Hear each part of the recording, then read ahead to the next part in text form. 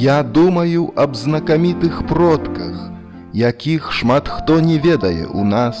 Было жыццё іх бурным, як паводка, яны намнога абганялі час. Іх узвышала вернасць ідэалам, на новай ніве руніўся сявец.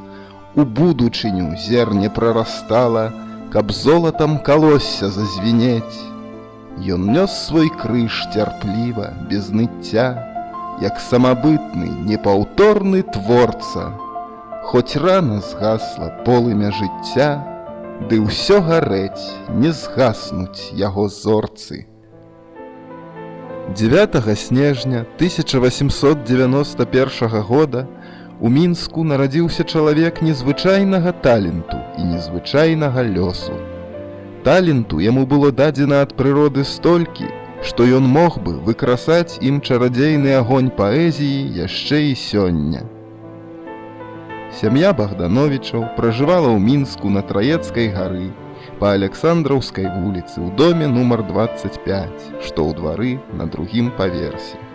У той час у гэтым доме змяшчалася і прыходскае вучылішча, і настаўніцкая кватэра бацькі.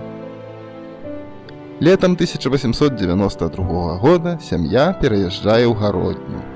Тут побач з маці і братамі Вадзімам і Лёвам прайшлі самыя шчаслівыя гады дзяцінства Максіма, якія неўзабаве азмрочыліся хваробай і смерцю 27-гадовай маці. Маленькі эпізод з дзяцінства Максіма, з успамінаў бацькі.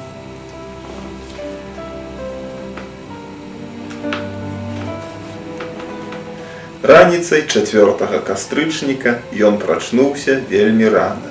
І пачалося песні, смех, валтузня, а маці ўжо, мабыць, дажывае свой апошні час.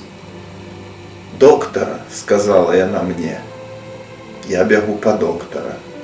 Але спачатку спяшаюся спыніць гэтую буйную весялосць. Пасадзіў яго на крэсла. Сядзі спакойна. І ён увесь неяк сумна панік, як бы асунуўся. Доктар быў ужо ў шпіталі, але, даведаўшыся, у чым справа, схапіў шпрыц і эфір, пабег услед за мной. «Іван Константинович, гэта ўжо смерць? Супакойцеся, Мар'я Апанасаўна, яшчэ будзеце жыць». Але слёзы ў яго пырснулі з вачэй, і голас дрыжаў. Мне ён ціха сказаў: «Агонія». Яна зразумела пра ўсё. «Святара», — сказала яна, і гэта было яе апошняе слово. Я кінуўся па святара. Пакуль мы прыйшлі, усё ўжо было скончана. Я кінуўся да дзяцей. І вось, як зараз, бачу схіленую фігурку з сумным выразам дзіцячага тварыка, з пытальным поглядам. Маленькае падабенства маці. Ён увесь час паслухмяна сядзеў на крэсле. І нават смерці маці не бачыў. Я спяшаўся скончыць з гэтай катастрофай, першай і жахлівай у маім жыцці. Катастрофай, якая несла за сабою і абумовіла шэраг іншых катастроф. Спяшаўся, каб мець яе за плячыма, каб яна не засланяла сабою больш светлых момантаў жыцця. Сям'я пераязджае ў Ніжні Новгарад. Вучыцца Максім пачаў з 6 гадоў. Да гэтага з ім займаўся бацька, які меў педагагічную адукацыю, а ў 1902 годзе Максім паступае ў Ніжгародскую мужчынскую гімназію. Калі Богдановичу споўнілася 16 гадоў, віленская газета «Наша Ніва» надрукавала яго першы твор «Апавяданне музыка». Ясна памятаю яго радасць у твары і бліскучыя жывым агеньчыкам вочы, калі ён, убегшы ў мой пакой, паказваў мне надрукаванымі свае вершы. Гэта было ўжо ў Ніжнім, на Канатнай вуліцы, у Паўлавай. Зразумелая гэта радасць. Тут не толькі казала самалюбства, гэтак уласцівае маладосці, бачыць сваё імя ў друку, але і нешта большае. Свядомасць, што падрыхтоўчыя працы былі не бязмэтнымі, што ён, адарваны ад радзімы, загаварыў аб сваіх пачуццях яе мовай, не зусім чыстай, нават картавай. Але гэта справа, якую выпраўляе час, а пакуль ёсць куды прытуліцца і даць зыход пачуццям і марам аб далёкай таямнічай радзіме, гукнуць здалёк і пачуць сугучны водгук. А далей усё пайшло як па пісанаму.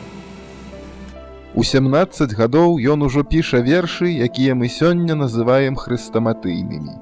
Усе, хто ведаў паэта, кожны раз падкрэслівалі, што гэта быў прыгожы юнак, высокі, з каштанавымі валасамі, што хваліста пераліваліся, з карымі вачыма, адухоўленым тварам. Максімам кніжнікам называлі яго бацька і сябры-гімназісты. Кнігі ляжалі ў яго на стале, ён прыносіў іх з гімназічнай і ліцэйскай бібліятэк, ад знаёмых, адусюль, дзе толькі можна было іх дастаць.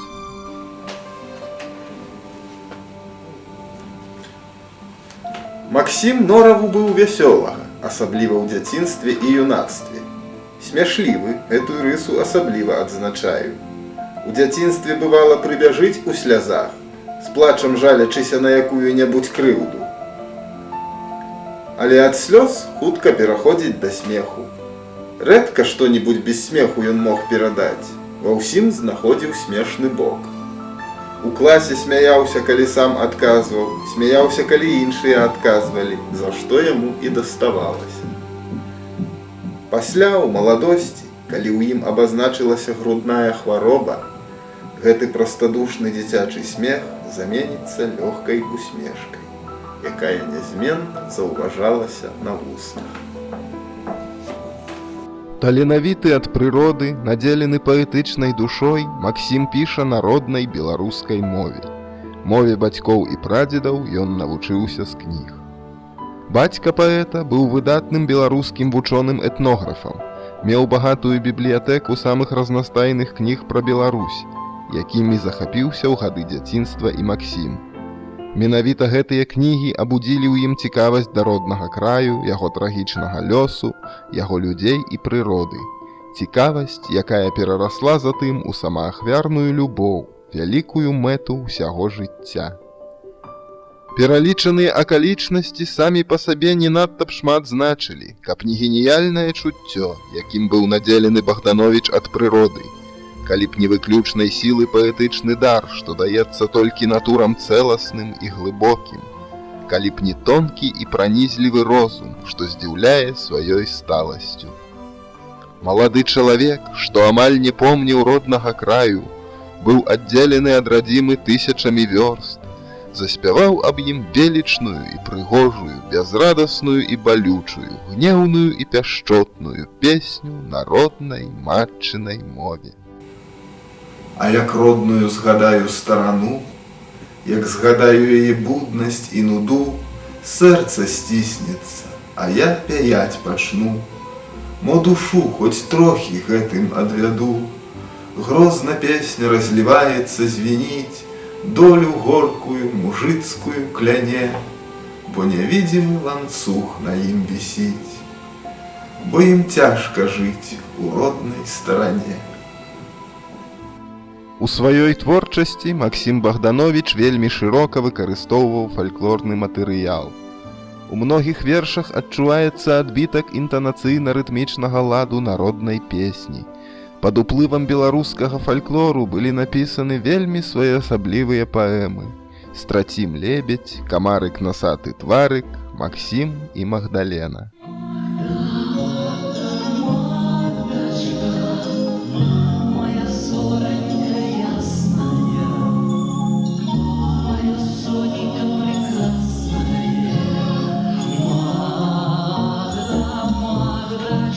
Вялікую ролю ў ранняй творчасці Максіма Богдановича займаюць вершы аб прыродзе. Гэтыя вершы, населеныя міфічнымі істотамі, прасякнутыя духам язычніцкіх павер'яў, складаюць вельмі своеасаблівую старонку ў беларускай пейзажнай лірыцы. Старонку, якую ў сілу абставін мог напісаць толькі Богданович і якую нельга паўтарыць. Я спакойна драмлю пад гарой між кустоў, лес прыціхнуў, ні шуму, ні сокату, але чую ў цішы надо мной звон падкоў, чую гул мяккі конскага топату. Ці не гукнуць, каб рэха па лесе пайшло, каб з касцямі ў кавалкі разбітымі нехта біўся ў крыві, каб мне можна было усю ноч рагатаць пад ракітамі. У творчасці Богдановича ёсць нямала пранікнёных радкоў аб велічы і харастве прыроды, напісаных у строга рэалістычнай манеры. Свет прыроды ў сваіх формах, гуках і колерах хваляваў паэта. То як урачыстае свята ў гонар вясны і сонца, калі хацелася радасна крыкнуць «Прывет табе, жыццё на волі!», то нібы сумнае развітанне з нечым дарагім, калі сціскалася тужліва сэрца і хацелася плакаць. Плакала лета, зямлю пакідаючы, ціха ліліся слязінкі на поле, але прыгожаю восенню яснаю там, дзе ўпалі яны, вырасталі кветкі асеннія, кветкі, успаёныя тугаю, горам, слязінкамі лета. Кветкі асеннія, родныя, бледныя, выраслі вы, каб ураз жа і згінуць. Можа, таму-то душа надарваная гэтак любоўна вянок з вас сплятае. Ой, чаму я стал поэтом в нашей бедной стороне? Грыдюнуют целовяне, а спочить не можно мне, а спочить не можно мне. Богданович лічыўся б выдатным паэтам нават тады, калі б ён нам пакінуў толькі вершы аб роднай прыродзе. На шчасце, яго паэтычны талент шчодра раскрыўся не толькі ў пейзажнай лірыцы, але і ў творах сацыяльна-грамадскага зместу, і ў вершах пра каханне, філасофскіх мініяцюрах на тэму жыцця і смерці. Калісьці Бялінскі пісаў, што паэт ніколі не стане вялікім ад самога сябе, а толькі выражаючы душу народа і свой час. Богданович якраз і стаў натхнёным выразнікам запаветных дум, жаданняў народа, праўдзівым і непадкупным суддзёй свайго суровага часу. Яшчэ да таго, як прыехаць на 20-м годзе свайго жыцця ў Беларусь, паэт ведаў: у краіне казачных бароў і пушчаў, азёр і рэк, пазбаўлены права на ўсё гэта, гаруе і пакутуе шматмільённы працоўны народ. Гнусь, працую, пакуль не парвецца мне жыццё, як сагніўшая ніць. А каб ведаў, што столькі пральецца майго поту, не стаў бы і жыць. Адтаптаў сотні вёрст пехатой я, будаваў я дарогі, масты, ліўся пот мой, як рэзаў на ком'я плугам глебы сухія пласты. Працаваў над пяском, над дрыхвою, і нямала там выцерпіў мук.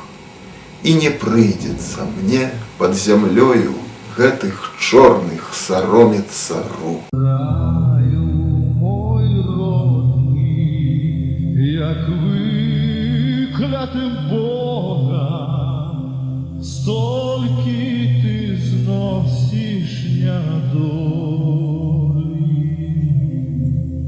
Хмары балоты над збожжым богі, ветер гуляе на волі. Але ў сэрцы паэта пад шэрым попелам панурых і нудных гадзін гарэў чырвоны жар надзеі. І тады з хворых і збалелых грудзей вырываліся на свет прухкія, звонкія, прамяніста яркія радкі. Беларусь, твой народ дачакаецца залацістага яснага дня. Паглядзі, як усход разгараецца, сколькі ў хмарках залётных агня. З жыццём Богдановича цесна звязаны лёс Ганны Какуевай. Яна сястра таварыша Максіма, гімназістка, удзельніца вясёлых студэнцкіх вечарынак, на ўсё жыццё паланіла сэрца паэта. Гэта была прыгожая дзяўчынка з тонкімі рысамі твару і цёмнымі вачыма. Добра ведала некалькі замежных моў, цудоўна грала на піяніна. Максім ведаў, што Ганна пасля інстытута будзе паступаць у Петербургскую кансерваторыю і разлічваў сам паступіць у Петербургскі універсітэт і быць побач з каханай. Темновокая пані, трызню милая вами, трызню милая вами, вы за ўсіх прыгажэй. Темновокая пані, мару я аб спатканні, мару я аб спатканні вашых цёмных вачэй, вашых цёмных. Поль Верлен быў любімым паэтам Ані. Менавіта таму Максім пераклаў больш за 20 вершаў, якія гучалі для яе. Раяль цалуе тонкая рука у час вячэрні шэра-ружавокі, і на крылах цішэй ад вецярка у паветры мяккім пекным праплыла ты. Ужо добра сцямнела. Аня выйшла праводзіць Максіма. Вецер прагнаў рэдкія воблакі, і на цёмным небе з'явіліся яркія буйныя зоркі. «Вам падабаецца глядзець у начное неба?» – парушыў маўчанне Максім. «Вельмі», – шэптам прамовіла Аня. «Я веру ў тое, што кожная зорка – гэта душа чалавека, і што чалавек павінен ісці за сваёй зоркай».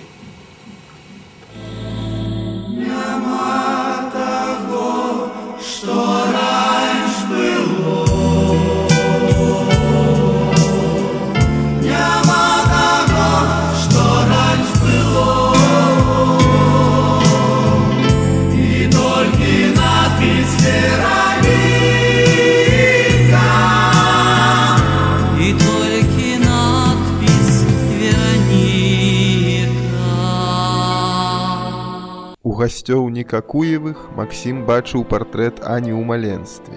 Ён пісаў: «Больш за ўсё на свеце жадаю я, каб у мяне быў свой дзіцёнак, маленькая дачушка, немаўляшка Аня Максімаўна, такая прыгожанькая, цёпленькая, мокранькая, з чорнымі валосікамі і броўкамі, з цёмна-карымі вочкамі, а ручкі, як перацягнутыя ніткамі. Зусім такая, як вы, калі вы былі маленькай дзяўчынкай».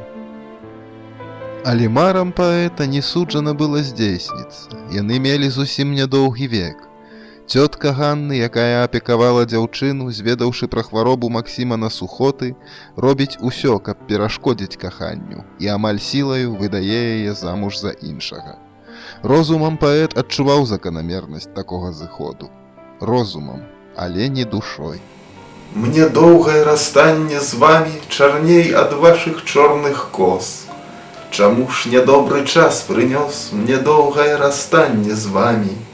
Я пабляднеў ад горкіх слёз і трыялет пачаў словамі. Мне доўгае расстанне з вамі чарней ад вашых чорных кос». Восенню 1916 года, пасля заканчэння юрыдычнага ліцэя, Богданович пераязджае ў перапоўнены бежанцамі ўстрывожаны Мінск і ўладкоўваецца на службу ў губернскую харчовую камісію.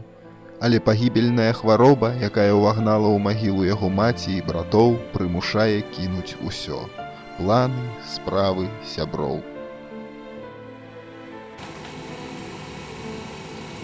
Вось якія ўспаміны пакінуў нам пісьменнік Барыс Мікуліч у дзённікавых запісах. Другі і апошні раз Максім Богданович прыехаў у Беларусь незадоўга да сваёй смерці і за некалькі месяцаў да рэвалюцыі. З вакна вагона ён бачыў патокі бежанцаў. Тысячы змучаных і спакутаваных людзей уцякалі ад вайны. Ён кінуў цягнік і шмат вёрстаў ішоў пехатой насустрач гэтай плыні гора і нястачы. Хворы і без таго ён з'явіўся на кватэру з метрака Бядулі, зусім знясілены, задыхаўся, пляваўся з густкамі крыві. Сёстры бядулі даглядалі яго. Быў гатовы рукапіс другой кнігі, але ён вырашыў: не цяпер, калі гіне Беларусь, і схаваў рукапіс у маленькі сакваяж, з якім прыехаў. Ён адмаўляўся нават ад цукру. Хіба можа ён есці цяпер, калі тысячы дзяцей гінуць на дарогах без кавалка хлеба? Але часам, стамляючыся ад страшэннага душэўнага напружання, быў мілы і паэтычны. Нарэшце сябрам удалося сабраць грошы, і Максім Богданович паехаў на поўдзень на лекаванне. Сярод рэчаў, якімі ён даражыў, было маленькае люстэрка ў металічнай аправе, што засталося яму ў памяць ад маці. Перад ад'ездам сястра бядулі нечакана выпусціла з рук люстэрка, яно разбілася. Бледнасць заліла твар Богдановича, і ён прашаптаў: «Усё, цяпер усё». Усе кінуліся яго супакойваць, угаворваць, і толькі на вакзале, расчулены цеплынёй праводзінаў, ён забыўся пра гэты выпадак. Блізілася трагічная развязка. Паэт пра гэта ведаў і яшчэ больш настойліва працаваў. Думкі і пачуцці, якімі ён жыў, так і прасіліся на паперу. Ужо пара мне дадому збірацца, вечар позны, а час не стаіць. Ах, калі б ты магла здагадацца, як не хочацца мне ўхадзіць. Богданович паміраў мужна і з годнасцю, без нараканняў і скаргаў. На яго стале засталося неадпраўленае пісьмо да бацькі. «Добры дзень, стары верабей, маладому вераб'ю дрэнна». За свой нядоўгі век Богданович зведаў шмат гора і пакутаў цяжкіх душэўных мук. Горка было яму ведаць, што яго чакае. Столькі яшчэ засталося незробленым, ненапісаным, непражытым. Пра сваю хуткую смерць ён ведаў, але не страціў мужнасці, не змаладушнічаў. Аб смерці ён гаворыць у вершах проста і натуральна, як аб жыцці, аб каханні, без адчаю і жаху. У краіне светлай, дзе я ўміраю, у белым доме ля сіняй бухты, я не самотны, я кнігу маю з друкарні пана Марціна Кухты. Усяго 10 гадоў доўжылася дзейнасць таленавітага сына Беларусі. Крыўдна мала яму было наканавана пражыць на нашай зямлі. Усяго толькі 25 год, 5 месяцаў і 16 дзён. Ён памёр яшчэ на подступах да таго, што мы звычайна называем росквітам творчых сіл, але творам, якія ён паспеў падарыць народу, выпаў зайздросны лёс. Да яго неўміручых радкоў усё з большай сілай цягнуцца шчырыя сэрцы людскія. Імя паэта стала адным з самых дарагіх у памяці ўдзячных нашчадкаў. І застаўся ты ў нашых душах, хоць навекі знік у палях, вечна светлы і вечна дужы, вечна юны, як наша зямля. Мы табой ганарымся і плачам, мы нясём цябе ў сэрцы праз дым. Нізка голаў схіляю, юнача, перад вечным глаголам тваім.